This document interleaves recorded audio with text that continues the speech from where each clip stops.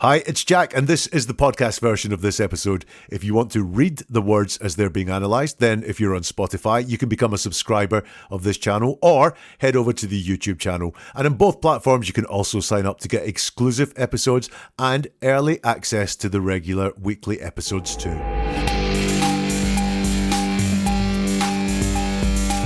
The police accuse Richard Allen of the Delphi murders. He tells his wife, "I didn't do it." But when you listen in on their conversation, is it that simple? Does she believe him? And should we? They seen me out there, dear. And I told them. Were you on the bridge? I told them I was on the bridge. I went out to the first trestle. Oh, okay. That first I thing. don't remember you telling me that. Welcome to Never a Truer Word, where we look at the words that people choose to use to see if they're telling the truth, the whole truth, and nothing but the truth. If you're new to this, what I do here is different from anywhere else because I strip away everything apart from the words that are said by the person at the heart of the story. And then I use my process of statement investigation to giving you the key to seeing where the truth lies, where deception could be happening, and also the motivations of the person talking as well. It's a process that I use with investigators, corporate clients, and the media to get a deep understanding of what is being said. And this is back to the Delphi case, and it's something that people have requested for me to look at, which is Richard Allen being interviewed by the police. They're accusing him of the murder of Abby and Libby in Delphi. A hugely shocking moment for the guy, and then they do something that I've never seen anywhere else before, which is the police leave the room, bring his wife in, but they keep recording, and we can listen in on that recording to look at the words and see what is being said. I want to look at their relationship. I want to see how Richard and his wife Kathy interact. And also, there's a lot of questions about this case, so I want to see if anything he says reveals whether he is guilty or not guilty of that. Now, look, I know there's a stack of evidence in this case. I know also there's many theories, there's lots of conspiracies, but I'm not here to look at those. I'm only going to look at Richard Allen's words and how his wife reacts to them as well. There's something I want to keep an eye on when we go through this, which is denials, because he is going to give off very much the vibe here of I am an innocent man, I did not do this. But are his denials reliable? Because see, a perfect denial is when you say I didn't do, and then you give the specifics. Like, I didn't do a cheesecake for my tea last night. It's very specific. I've got what I didn't do, make a cheesecake. When? For my tea last night. That's a perfect denial. It's got plenty of content inside it. Less reliable denials are things like, I didn't do it, or it wasn't me. So keep an eye out for those as we go through this. Also, see if you can spot what Richard talks about time and time again, the things he brings up often, because that will reveal what Richard Allen's priorities are while he's here, being interviewed by the police, being accused of a horrible, horrible, horrible crime. Let's get into that police room and listen to Richard Allen talking to his wife. Hey, baby.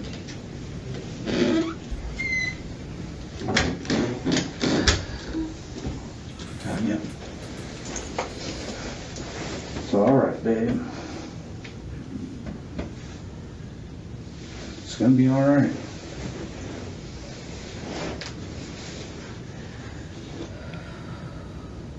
They're trying to tell me that you actually believe that I did it.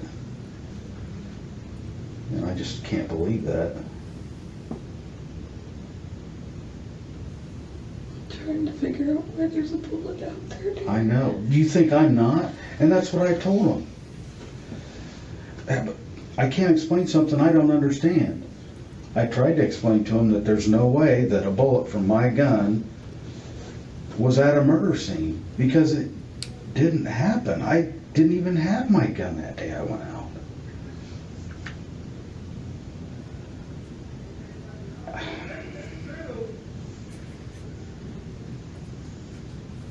You know me.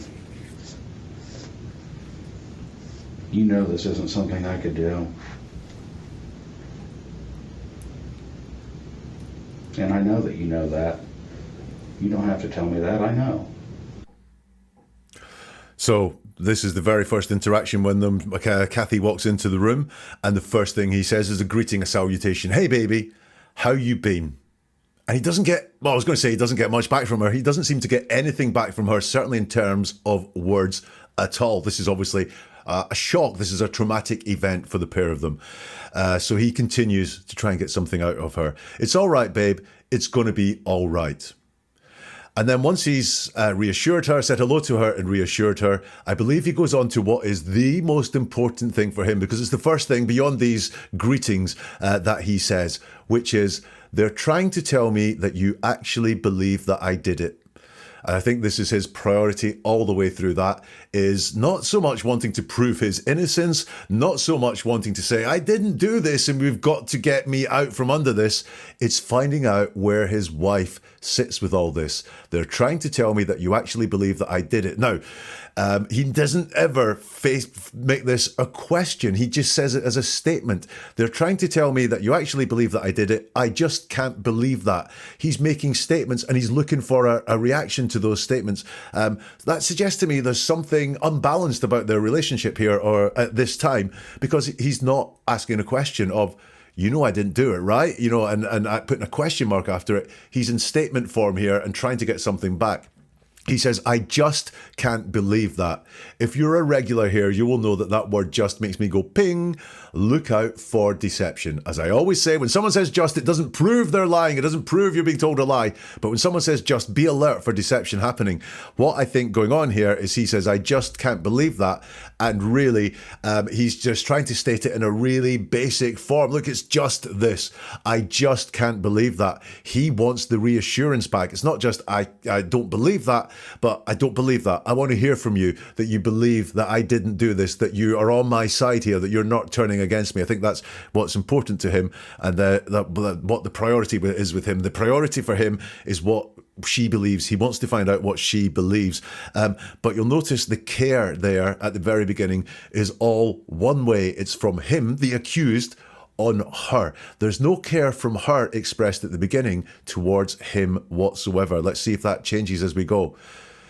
Finally, Kathy talks and she says, I'm trying to figure out why there's a bullet out there, which is interesting. She seems to be from there believing that there is this bullet out there. She's not saying, I'm trying to figure out why they're saying that, or they're accusing you of leaving a bullet out there. So there's some doubt about what it is.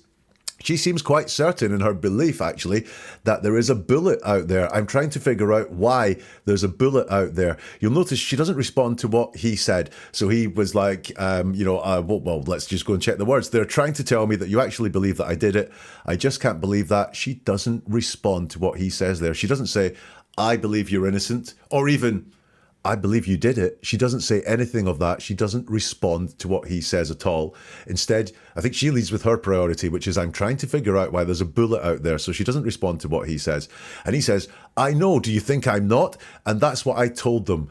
So again, he seems to be going with the idea that this bullet was out there. He doesn't raise the possibility that this didn't happen, that he's being fitted up, or it can't be his bullet, or they've made a dreadful error, or anything like that. He takes on what she says, which is, there's a bullet out there. And he says, do you think I'm not trying to figure out why that bullet there?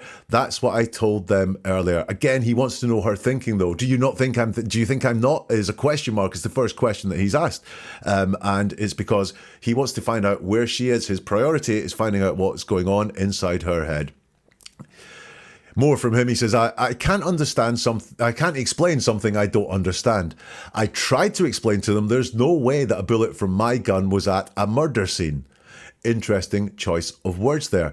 It's not him being direct to the accusation, which is that the bullet from the gun was at the murder scene of Abby and Libby, or the murder scene locally, or the murder scene there. It's just in general a murder scene. So he's creating some distance between himself here and what he is accused of. I can't believe, so I tried to explain to them there's no way that a bullet from my gun was at a murder scene, not the murder scene, creating a little bit of distance. He continues, because it didn't happen. I didn't even have my gun that day I went out. So because it didn't happen, again, it's about this concept of it. He's distancing himself because I didn't kill them, because I didn't have a gun on them or anything like that. It is not there explicitly. He's distancing himself, downplaying it. It didn't happen. I didn't even have my gun that day I went out. Now that makes it sound like there is only one day that he went out. He's talking about the specific day that Abby and Libby were killed. I know that, but it's almost as if his entire focus on ever going out is one day that he went out. The only option considered by him is him leaving the bullet that day. It's not entering into his head all the other options that could be there. This is a fit up. Someone has planted this. My bullet may have got there another day. Someone may have got hold of one of my bullets, or it's not my bullet. You know, they've made a dreadful error there. The only option considered by him is he left a bullet there that day. That's the only thing he's thinking about. Then he says, you know me. You know this is something, this isn't something I could do. And I know you know that. And he gets nothing back. He says, you don't have to tell me that. I know. Now, this is controlling language. He is trying to set the mindset for the pair of them, telling her, you know me, you know this isn't something I could do, and not just that, I know, you know that. And he gets nothing back. So he tries to reassure, I don't know, himself or herself, you don't have to tell me that. I know. He really wants to hear. He wants these statements to spike some reaction from her. Hopefully for him, I'm guessing in the, yeah, I know that, honey, or I believe you, babe, or anything like that. But she is not going with that. She is not responding to these statements that he makes about the fact that, you know, I want to know what's in your head if you believe I did this. Now, why would she not respond? Because she's his wife. If she didn't believe it, if she thought this was a fit-up or something dreadful was happening, surely she would be responding in kind and saying, I do know that, I know that. But she's not. So why is she holding back? Because probably she's frightened of what it is that she's thinking, the thoughts that are in her head. I believe when they're having this part of the conversation, she really is not sure in her head that he isn't the person that did that. It's in her head that he was the person that did that, or could have been the person that did that. Now, here, in that first part, it's really obvious. His priority is finding out where his wife's thoughts are. And she doesn't offer any reassurance that her thoughts are kind. Now, Kathy does open up a little bit more. She has questions for him. She is certainly not quite as sure as he'd like her to be, as we'll see as we examine more from Richard Allen talking to his wife in the police station. They really think I did this. And they want me to believe that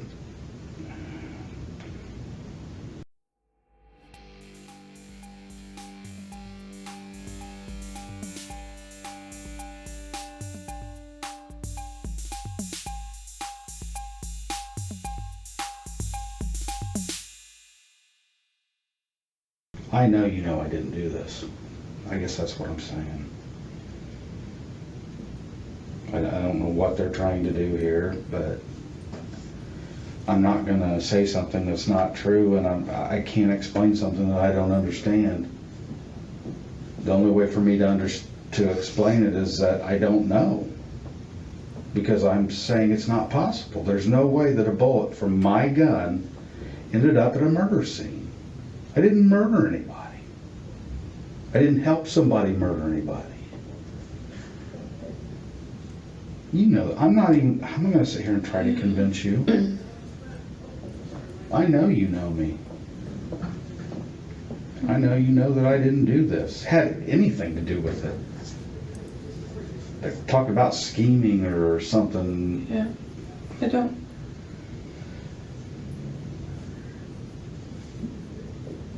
I don't know how did a bullet from your gun get out there? I don't know, honey. Because they said it came from our gun. I know that's what they believe me, that's what they're telling me. But how did it get there? I don't know.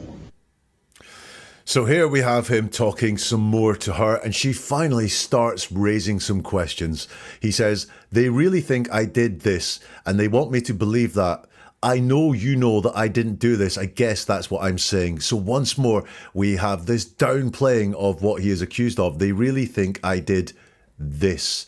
But this does show a little bit more closeness than if he said that. This seems to indicate that he feels some closeness or some connection to what has happened. I'm not reading anything more into that at this moment, but this talks of the very specific incident, and this is closer than that. And they want me to believe that. I know you know I didn't do this. I guess that's what I'm saying.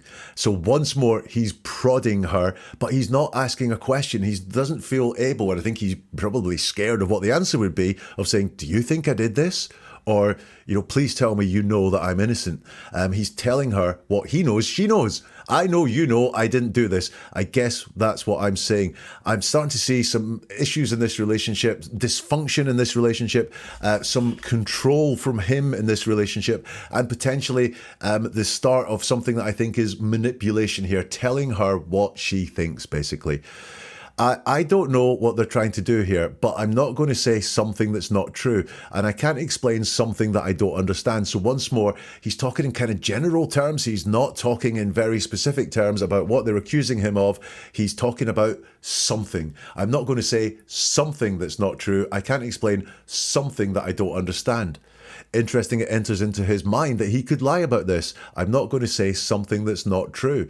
So although he's saying, I'm not going to lie, it's entered into his head that lying could be a way out of this. Interesting observation. And I can't explain something that I don't understand. So he's creating some distance here in everything. But also, what he's more focused on is how he explains it, not what happened, not the facts of the matter at all.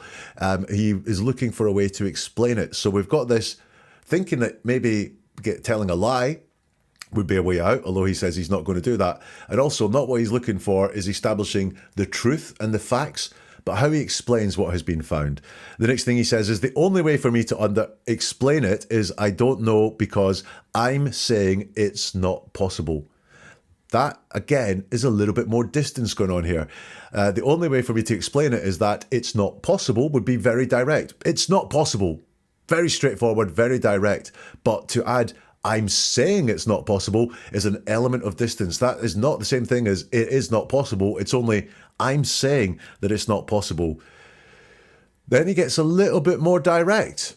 And he says, there's no way that a bullet from my gun ended up at a murder scene. I didn't murder anybody. I didn't help somebody murder anybody. Now, this is just huge. There is so much to dig out from that one paragraph. There's no way that a bullet from my gun ended up at a murder scene. Now, that's very absolute. No way. No way. That's 100%.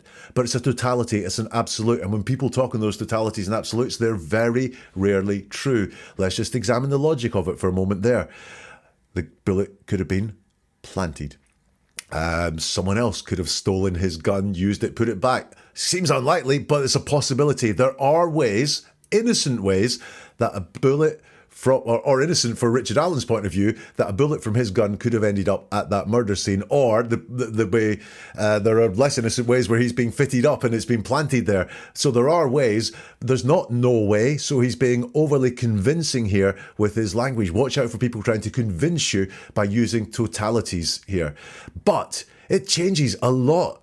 There's no way a bullet from my gun ended up at a murder scene. So once again, it's not the murder scene, it's a murder scene, just creating a bit of distance because he's not talking about the specific murder scene at all. He's just talking about all murder scenes in the world ever. So he's creating that bit of distance. But then he used the word murder, which is very, very straightforward, direct, and very severe about what happened. Criminals will very, very often downplay what they did. They'll call a murder an attack. They'll call theft taking. They'll call hit a tap. You see it a lot from criminals.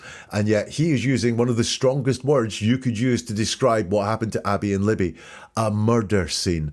I didn't murder anybody. He says it twice. I didn't help somebody murder anybody 3 times in that one paragraph. He uses that. Look, if we talk about red flags when someone talks, these are green flags. He's not downplaying what happened to Abby and Libby at all. He's calling it murder. And that's a green flag.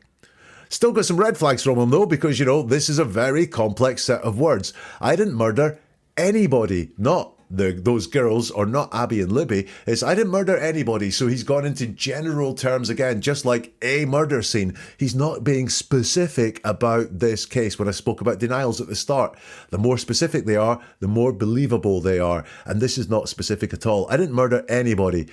I didn't help somebody murder anybody. So we've got that anybody twice. He's not being specific about this.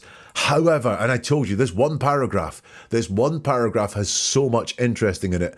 I didn't help somebody murder anybody.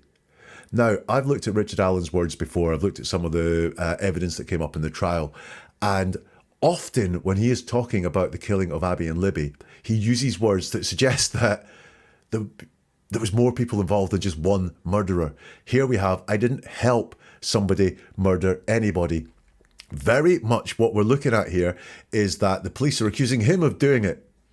They're saying, your bullet was found there, so we believe you did it. Your gun was there, we believe therefore you were there, we believe that you did it.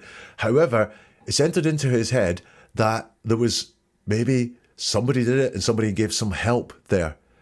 And I find that appears again and again when Richard Allen talks about this murder.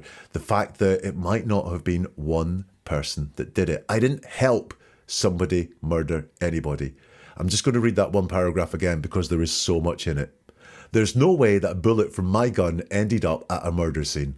I didn't murder anybody. I didn't help somebody murder anybody. He continues, I'm not going to sit here and try to convince you. I know you know me. I know you know that I didn't do this, had anything to do with it. Talk about scheming or something. So once again, I'm not going to sit here and try and convince you. You are sitting there and not even convincing her. You're telling her what she thinks. I know, you know me. So this is manipulative behavior. Talk about scheming or something. You know that I didn't do this, had anything to do with it. There's another thing of the fact that there could have been more than one person involved in it. So, for example, let's move it to another crime. So let's move it to a bank robbery where someone robs the bank, but someone drives the getaway car. That person who drove the getaway car didn't rob the bank, but they did have something to do with it. So in that phrasing, didn't have anything to do with it, suggests that potentially there was more than one person involved. That potentially there is, an accessory to this crime that he knows about. He says, talk about scheming or something. Priority once more here is on what Kathy believes. She says, yeah, I don't. And then she doesn't finish that thought. She says, I don't know. So maybe she was going to say, I don't know, paused, and then just went, I don't know.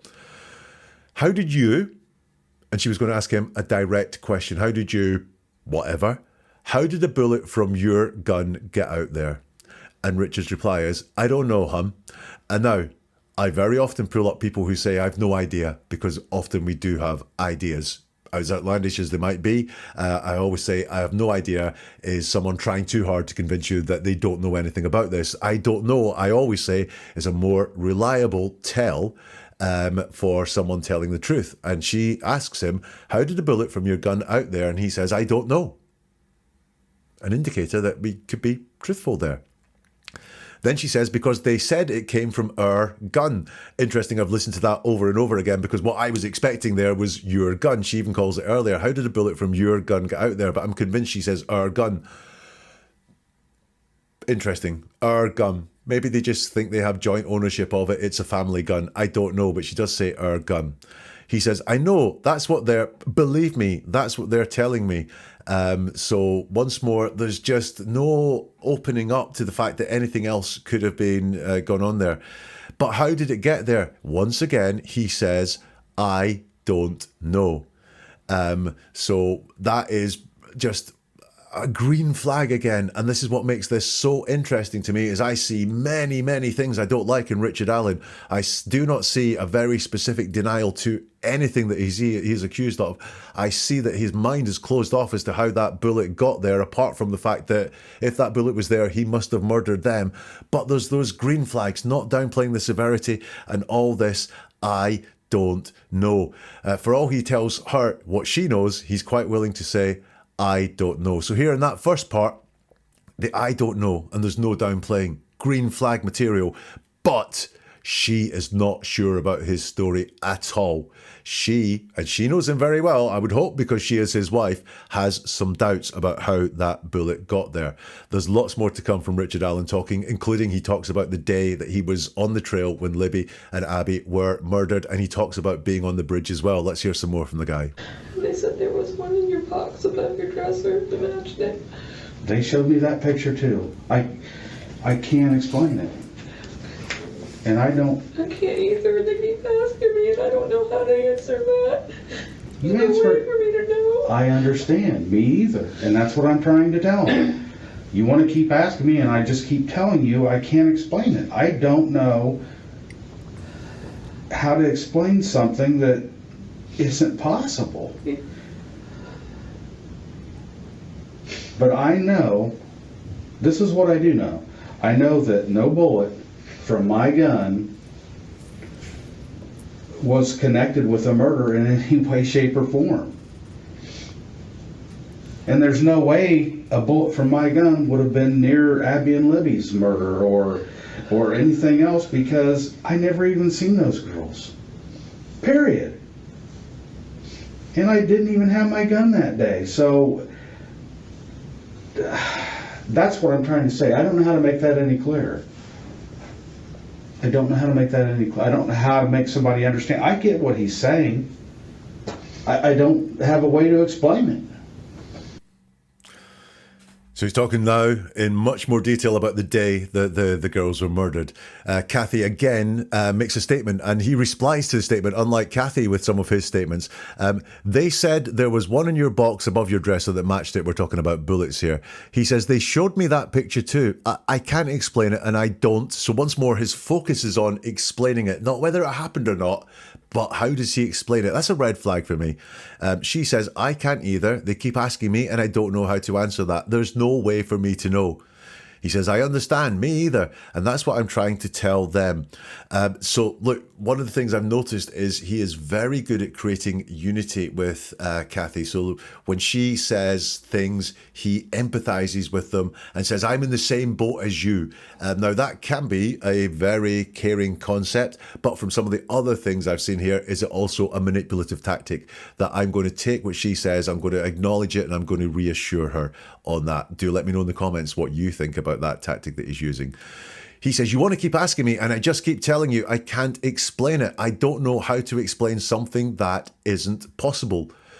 That is it. You know, you don't have to explain something that isn't possible. It's not possible. That's where you should be sitting, not worrying about how you explain it. But once more, he's not considering all the possibilities.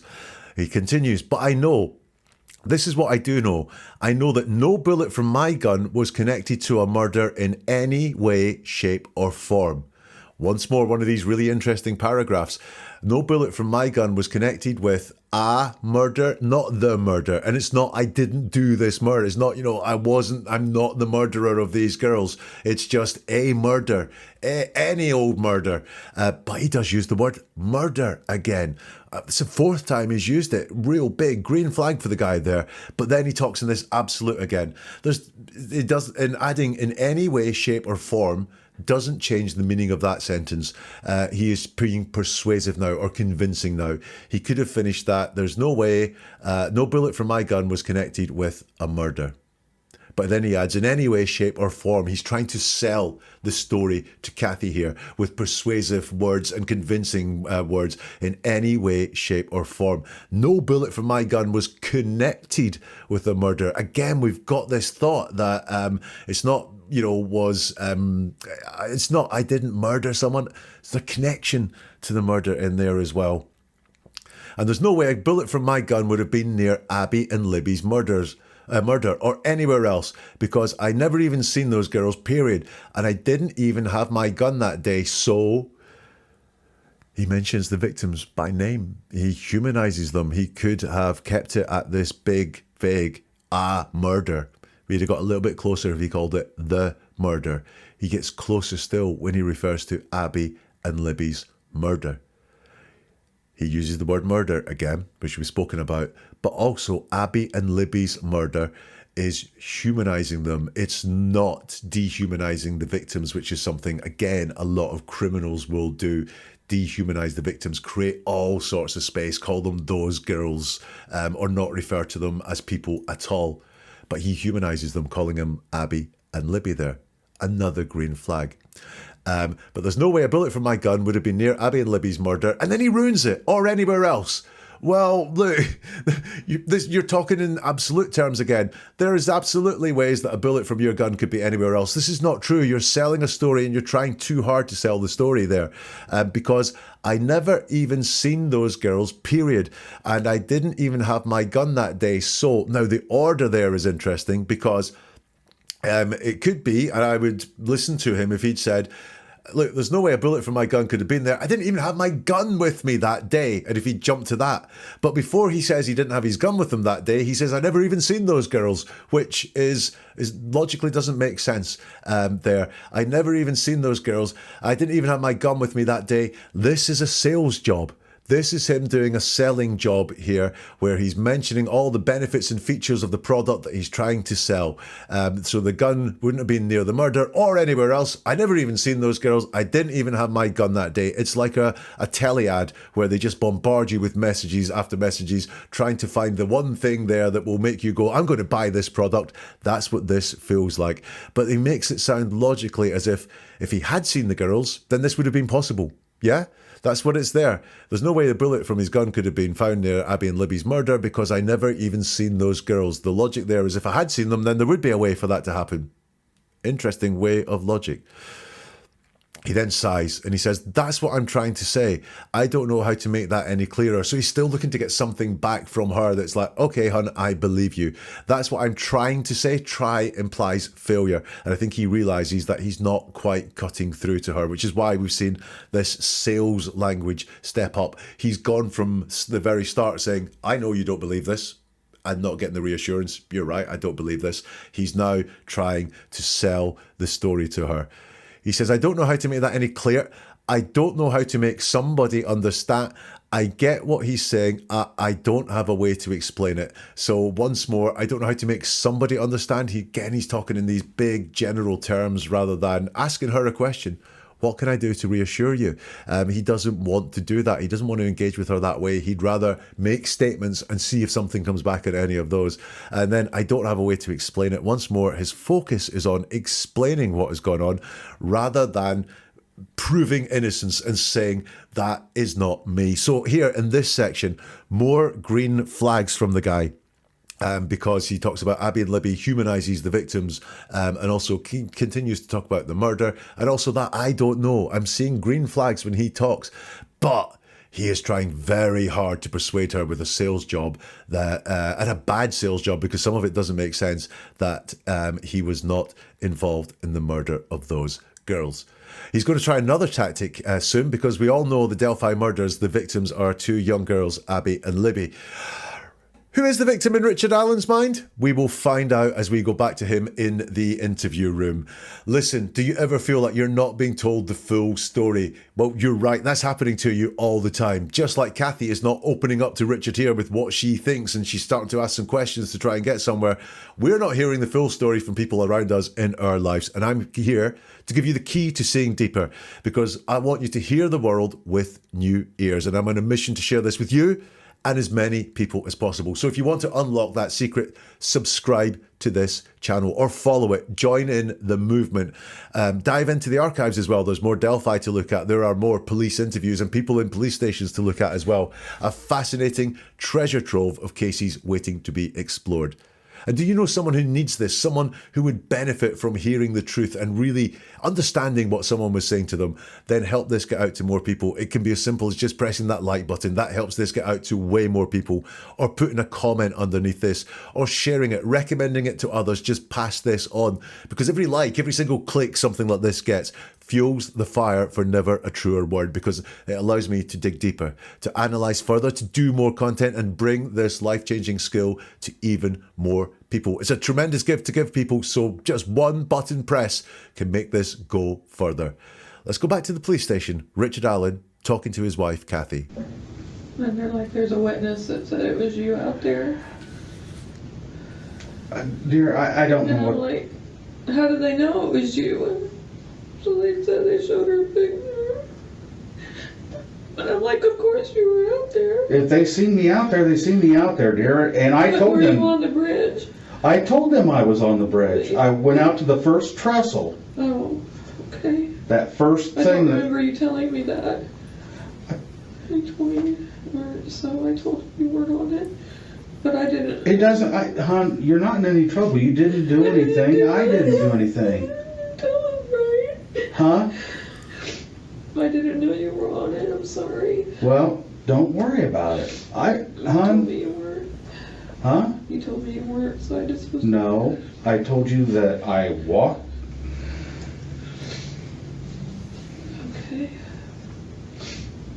I love you, baby.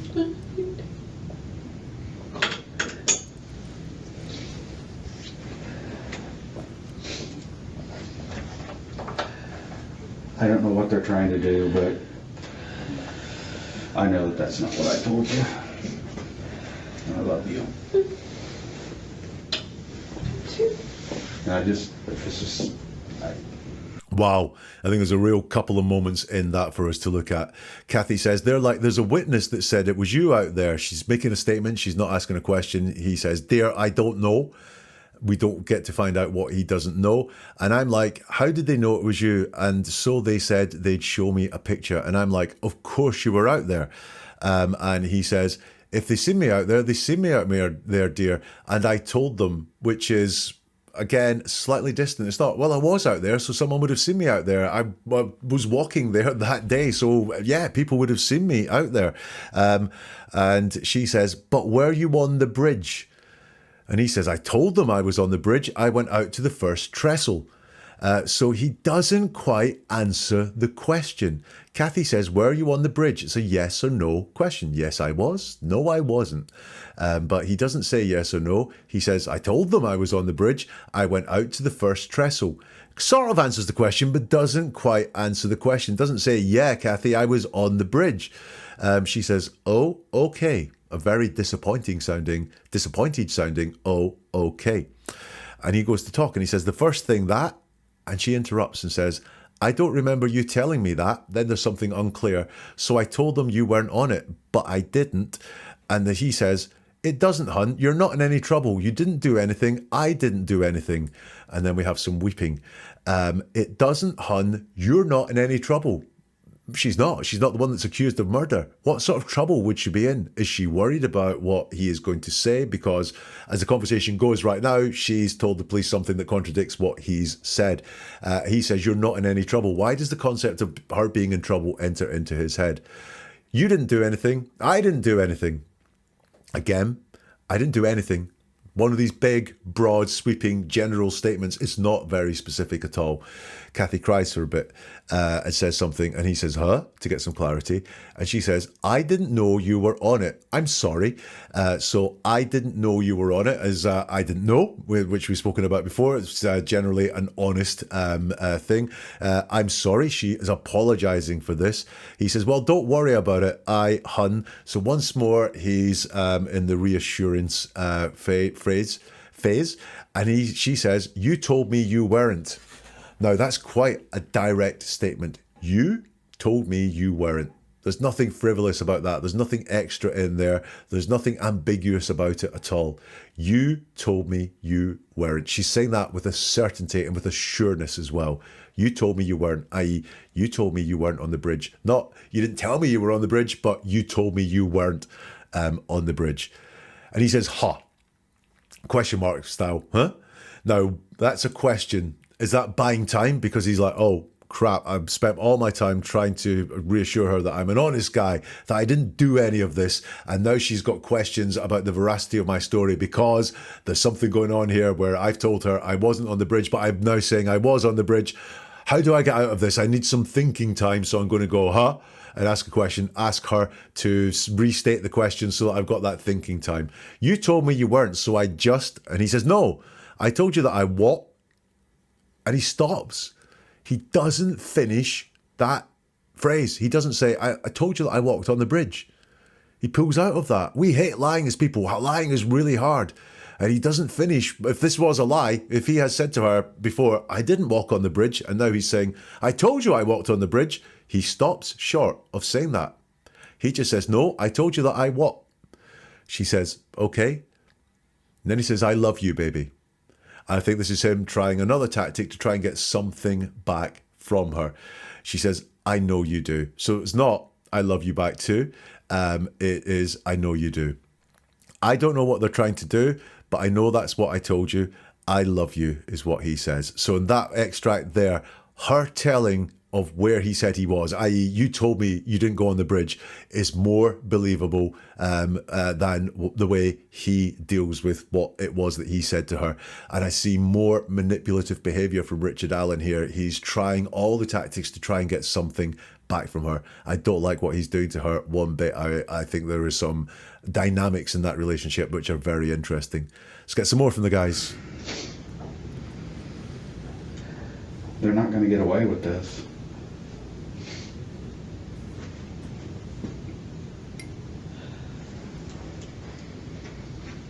This is exactly what I would never want for you, and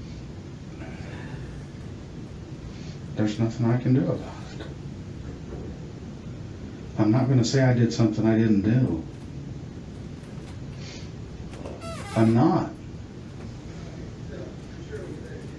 Yeah. And I know you know me, and I know you know that I would never do this.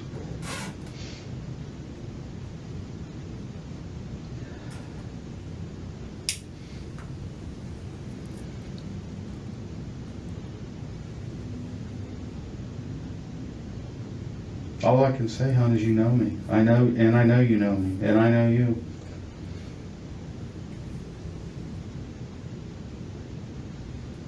And what they're doing to you right now, I'm not okay with this at all. And they know it, but they're going to do what they're going to do.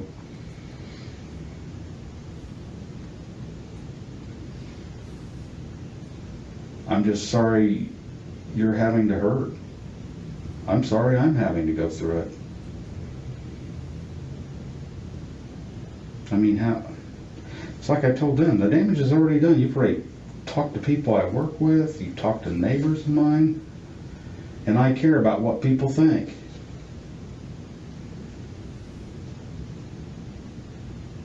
You know I care about what people think.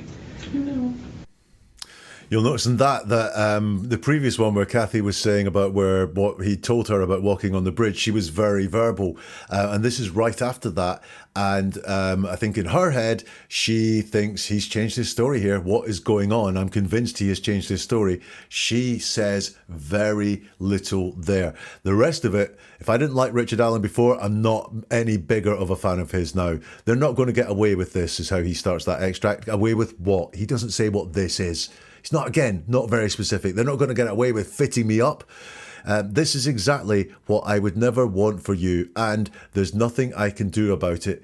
He's trying to make out his concern is her here. It would be perfectly natural. He is an innocent person in a police station being accused of one of the most horrific crimes in recent history, never mind one of the most horrific crimes locally, or that a person could be accused of.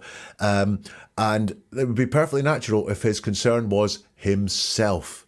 But no, he's trying to make out here that his concern is for her. It's not me they're doing the bad thing to. It's you, honey.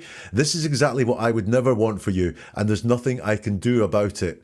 Now, also, this is not what I would want for you is vague again. What is it? Because I can read that two ways. This fit up by the police is what I would never want for you. This case of mistaken identity by the police is not what I would want for you. Or the situation I've got us in by doing what I did is not what I would ever want for you. He's not specific about this, but is his concern really her or is it himself? And I'm not going to say I did something I didn't do. I'm not. And you know me, and I know you know that I would never do this. He's gone back to tactic number one here, which is telling her what is in her mind. You know me, you know I would never do this. And I said Kathy is talking a lot less. There is a long, long pause after this, and she doesn't come back with any reassurance. Eventually it's him that breaks the silence. All I can say, hon, is you know me, and I know you know me, and I know you. We've got a lot of no's going on there, but none of this is saying, I didn't do this, here's why I'm innocent, here's the reasons why I'm innocent, or here's the steps we've got to take to try and prove my innocence. And what they're doing to you right now, I'm not okay with this at all. And they know it, but they're going to do what they're going to do.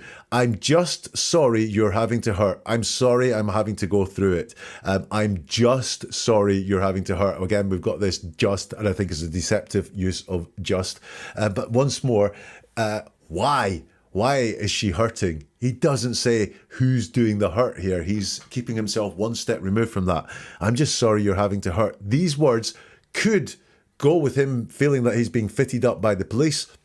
These words could go with he thinks it's all planted evidence, or these words could go with that she's going through this because of his actions. He's not specific about this at all, but this all comes after she doesn't engage with the I know you, you know me type speech. He just continues through all of this, and I think now saying how sorry he is and how much he feels like she's the victim in all of this and he's a victim in all of this, is just to try and get this reaction that he wants to get from her, which is, I don't believe you, I'm going to fight for you. I mean, it's like I told them, the damage is already done. You already talked to people I've worked with. You've talked to neighbours of mine, and I care about what people think. Now, the move is from the concern of her being a victim to him being the victim, because the damage is already done, because I'm the victim now, because you've talked to neighbours of mine, you've talked to people I've worked with, and I care what people think. So he's now trying to paint himself as a victim, because painting her as a victim hasn't got very much back, so he's trying another tactic. You know I care what people think. And she engages with this for the first time in this whole thing when he's told her what she knows. And I've said, what he wants when he does that, you know who I am, you know I haven't done this, you know, I know, you know, all those sort of convoluted things. She doesn't give anything back. When he talks about caring what people think, she gives him something back. You know I care what people think. She says, I know. It's the one she engages with. So if she engages with that one, why not the others? Because does she not agree with the others? Does she still have some doubt in her mind? Or does she have pure doubt in her mind? I think that is why. But she does know that he cares what people think. Most people do care what people think. So it's a really easy one for her to go, I know, so she does engage with that one. So here in this section, when he doesn't get engagement from sympathising with her, he moves on to, I'm the victim here, I'm the guy that's, you know, the damage has been done to. But she, and I think we get this from the fact she engaged with the last, you know, I care what people think, she is not sure at this point in this interview that he did not murder Abby and Libby. Hell, I have enough trouble not trying to believe that people think. Half the time I just think they think what I'm thinking. You know what I'm talking about. I'm always worried about what Jory thinks, or... I know. And they're trying to, you know, talk about my anxiety and depression and shit, and, you know, I've tried to explain to them it's been going on for 7-8 years. Hell, I've had it my whole life.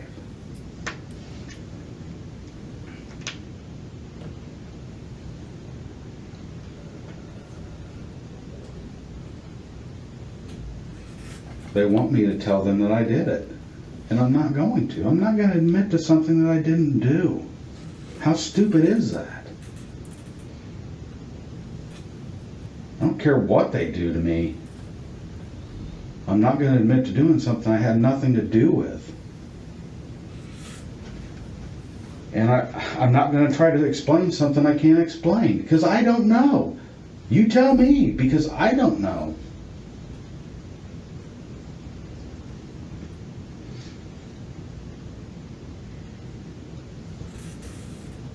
I just know that I never even carried the gun unless we were going mushroom hunting, tromping through the woods, or fishing along the river.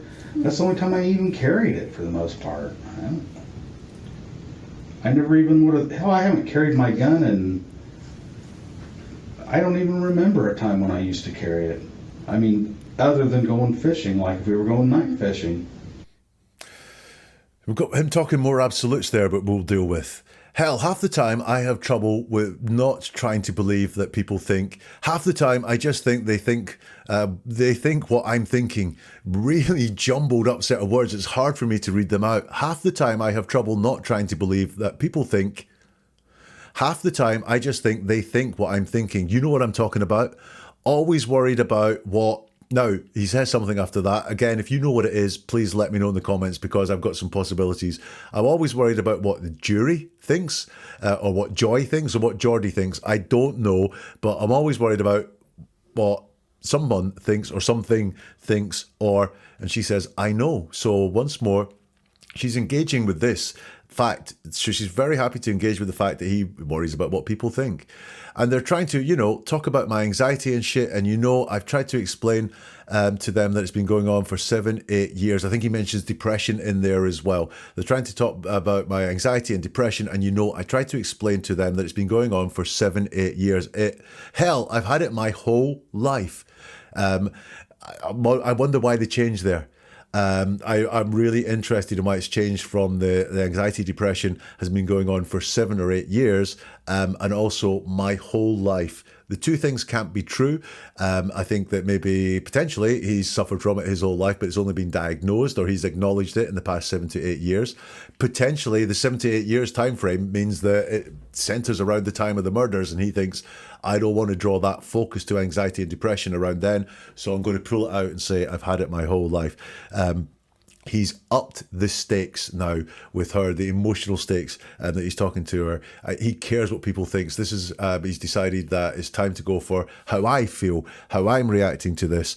Talking about his life, talking about anxiety. He's really got the stakes much, much higher from ordering her to know what she knows.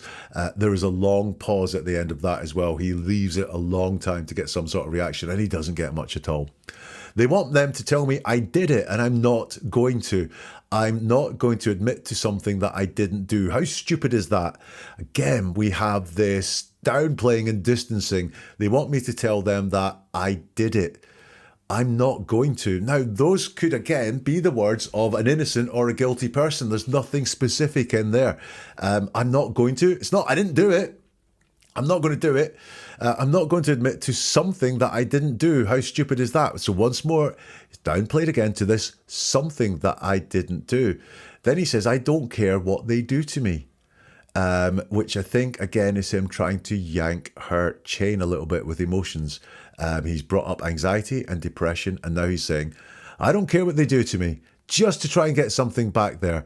I'm not going to admit to something. So we've got, once again, I'm not going to admit to the murder, would be way more specific, but I'm not going to admit to something I had nothing to do with. And that's interesting. Again, I had nothing to do with. Again, could be a phrase used if there was more than one person involved. Again, did you rob the bank? No, but I did drive the getaway car, so I had something to do with it. This is nothing to do with it. Again, I've got these words that suggest potentially he has knowledge that this was something that involved more than one person, more than one perpetrator. And I'm not going to explain something I can't explain because I don't know. You tell me, because I don't know. Once more, his logic set is not how do I prove my innocence? It's how do I explain this thing that, in his words, couldn't have happened. We then have another long pause. I just know I never even carried the gun unless we were going mushroom hunting, tromping around the woods or fishing on the river. That's the only time I even carried it for the most part. And he's doing his salesman job again here, and look how deceptive it is. I just know I never even carried the gun. Right. Never is another one of those words like just. It's a red flag for deception. When you hear it, doesn't mean you're being lied to, but check, because never is very often not as solid as it seems. And here he says, I never carried the gun, and then goes to talk about all the times that he carried the gun. Never even carried the gun unless, and then here's all the situations where this thing that never happened. Mushroom hunting, tromping around the woods or fishing on the river. And then again, he says an absolute. That's the only time I even carried it. So once again, we have these absolutes. That's the only time I even carried it. And then weakens it massively by saying, for the most part. So he's trying to get across that I don't use the gun, never carry the gun. And then he gives us all the times that he did carry a gun. And those are the only times, but they're not really, because he says, for the most part, wide open there to many more times that he could have carried a gun. But what he wants to get across is, I don't carry this gun around anywhere. Don't touch it. Nothing to do with me. It could not be anything to do with me. But the deception is strong there. The persuasion is strong there. Again, it feels like a bad salesman. I never even would have. Hell, I haven't carried my gun in, so we have the never again. I don't even remember a time when I used to carry it. That's not saying you didn't carry it. That's just saying you don't remember a time when I used to carry it. And then once again, we've got this never, and I don't even remember a time other than we're going fishing like we were going night fishing. This is all very confused and it is contradictory. But the only possibility considered by him again is that a bullet got there because he was carrying his gun that day. No other possibility is in his mind other than, how do I explain how that bullet got there on that day? So I said at the very start, Kathy believes that a bullet from his gun was there on that day. She believes what she's been told. I think he believes what he's been told as well. It's not that he wants to say this is impossible and I'm innocent, did not do this. It's that all he wants to do is explain how this bullet got there. So here in that section, he realizes that she's not certain. He does realize that she's not sure. He has tried all sorts of tricks to get out from her reassurance that she believes him, that she is on his side. And yet he realizes now, this is not coming for me. So he works very hard to convince her and persuade her using that deception and emotional manipulation tactics. Let's get one more piece from Richard Allen and Kathy talking in this police station. But how could the bullet get out there, honey? I can't understand that. I told you, I can't either, hon. There's two explanations. One is, the bullet didn't come from my gun. It did though, honey. They've got ballistics on it. I get that. Then it didn't come from a murder scene. I don't know what else to say. I get that. I get what they're saying. What I'm telling you is, if that bullet came from my gun, there's no way it was found with their investigation for the murders. There's no way. I can't explain something I have no answer for.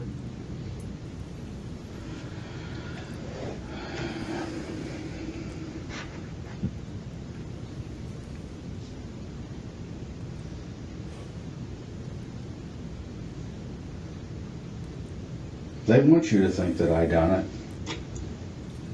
That's what this is all about. They want you to come in here and make me believe that you think I did it, and I know you don't. You know me too well.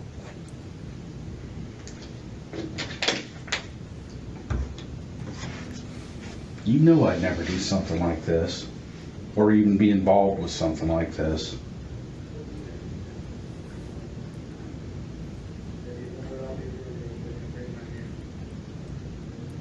So they're probably going to come and take you away from me and go at me again.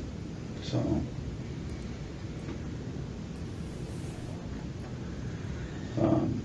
just tell them you want an attorney and they'll have to let you leave. Don't worry about me. I'm trying to, I don't know what they're doing. And those are the last words that Richard Allen spoke to Kathy in that police interview room. And as I said before, she's really not sure. And she is being there now for 10 minutes talking to him. And she says, but how did a bullet get there, honey? I can't understand that. And I told you, I can't either, hun. There's two explanations. One is the bullet didn't come from my gun. And she's very, very direct with him. And she said, it did though, honey. They've got ballistics on it. So she does believe, at this point, it's a bullet from his gun that was found at the murder scene. He says, I get that. But then it didn't come from a murder scene. I don't know what else to say. So he's starting to build something here that is a bit of an explanation. But again, it didn't come from a murder scene. Not it didn't come from the murder scene, or it didn't come from where those girls were murdered. That would be much more specific. It's general again. It didn't come from a murder scene. But we do have the word murder in there once more. He's not shying away from that word. I get that. I get what they're saying, he says. What I'm telling you is, if that bullet came from my gun, there's no way it was found with their investigation for the murders. There's no way. Mention of murders again. I can't explain something I have no answer for. So once more, his focus is on trying to explain how this happened. So in my head, Kathy certainly thinks that the bullet was found there. In his head as well, he thinks that as well, because he's trying to explain why it was felt there. We have another one of those long pauses where I think he's waiting to hear something from her that will reassure him. They want you to think that I'd done it. That's what this is all about. Well, is it? Is it about the effect on her, or are they trying to find the murder of Abby and Libby? Or even are they trying to frame him for it? But no, he again is doing this. I'm showing sympathy for you, but really I want to get what you think. I need the reassurance here. I really need something to feed off from you. That's what this is all about. They want you to come in here and make me believe that you think I did it, and I know you don't. So we have this manipulation there again, but you think that I did it. Do I need to point out at this point he is not being specific again? And I know you don't. You know me too well. So he's back to the same statements that he was making there about what she knows, and she is not responding to this again. She responded very well to the, you know I care what people think about me, but she is not responding there. You know me too well. Another long pause. You know I'd never do something like this, he says, or even be involved in something like this. Once more, we have this feeling that someone else could have been there and that there was more than one person, therefore he would be involved in something like this. Just think, if your neighbour's window was smashed and someone said to you, did you do it? Would you say, no, I didn't do it?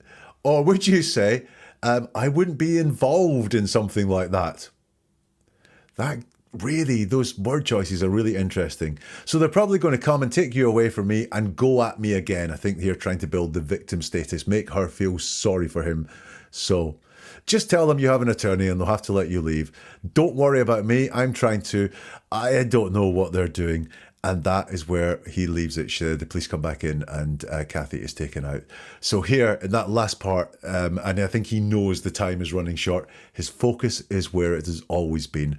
Does Kathy believe him? And at that point in that police interview, I don't think that she does. So what do I spot there in that whole conversation, which is great? I've never seen anything like that before. It is really fascinating. And just to look at the words that they use, there are some reassuring factors in what Richard Allen says. He doesn't downplay murder. He does take it on fully. He names the victims and humanizes them. And when he says, I don't know how the bullet got there, I spot some truth in the guy's words there. But really, his priority is not proving his innocence or anything like that. His priority in that conversation is wanting to know if she believes that he did not do this. Probably so he knows he has an ally there. Richard Allen there shows to me he is incredibly manipulative, and he keeps trying to see which level of manipulation will work. He will keep poking at things until he gets something back. He's telling her what she knows and that doesn't work. So then he shows care for her and that doesn't work. So then he plays the victim and that doesn't work. He ups the stakes to talk about anxiety and depression, but she doesn't believe him at that moment in time. Now, the big question is, did he do it? Do I get anything from the words there around his guilt or not? And I think looking at that, more likely than not that he did do something. His logic is off. His focus is on the wrong things. He's got this very binary thought process of explaining it. And he's trying too hard about the gun when he says, I've never even carried my gun. Lying about what he told her. I believe Kathy knows that he told her he wasn't on the bridge. There's too much there to make me think these are the words of an innocent man. However, the reassuring things do give me some questions about that. You know, I would not be able to say, well, my God, I just hear that and try and convict the person. There are some question marks I have over the reassuring green flags that I pointed out there. But the big thing for me, once more in Richard Allen's words, are this thought that involvement, that there may have been more than one person involved in this. Maybe even he was on the periphery of something, knew about it, but feels like he's only part of the story that is to be told, because that is what I see when I look at what he speaks, when I look about how he speaks time and time again. What are your thoughts on the words that Richard Allen used there? Do let me know in the comments if you can on this platform, or you can get in touch on social media. You can find all the social media links at neveratruerword.com.